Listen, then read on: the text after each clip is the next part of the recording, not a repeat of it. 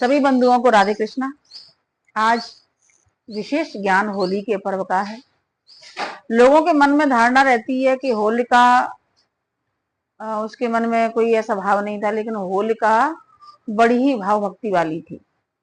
होलिका अग्नि की उपासक थी, इसलिए ब्रह्मा जी ने उन्हें वरदान दिया कि अग्नि उन्हें जला नहीं सकती है, और नित्य प्रतिदिन अग्नि स्नान किया करती थी।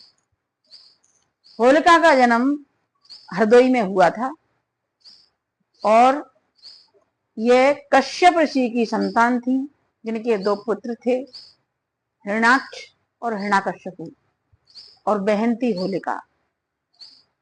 दिति मैया ने बड़े प्रेम से पाला, लेकिन दोनों पुत्र दुष्ट निकले, दुष्ट प्रवृत्ति के रहे।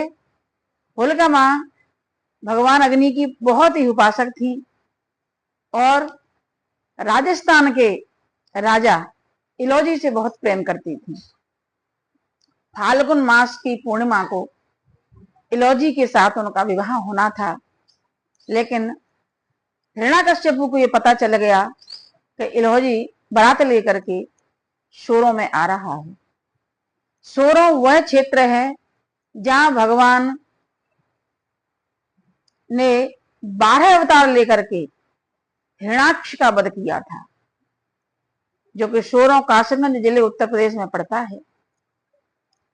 उधर अपने पुत्र की भक्ति देख करके हिरण्यकश्यप के मन में विचार आया कि दोनों काम मेरे हो जाएं। एक काम वह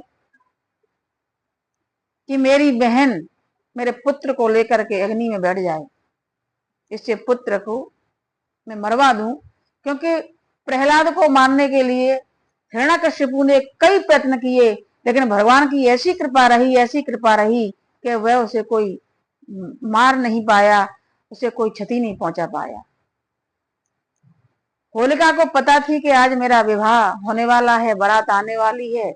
उधर इलोजी बारात लेकर के निकले और इधर फाल्गुन मास पूर्णिमा को